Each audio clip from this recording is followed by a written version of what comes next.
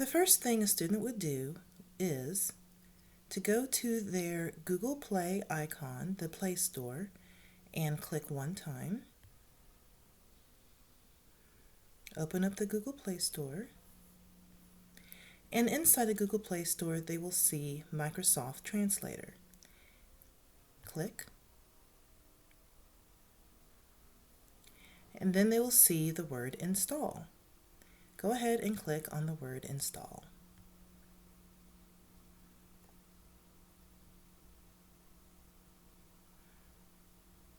This might take a little bit of time to download, so please prepare the students that this will take some time.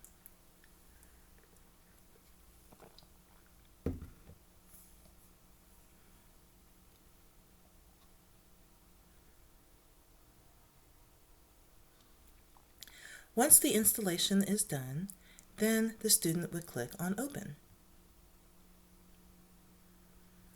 They're going to get a pop-up screen that says that this app is designed for mobile and that Translator may not resize well, and to use the preset window sizes to prevent the app from experiencing issues.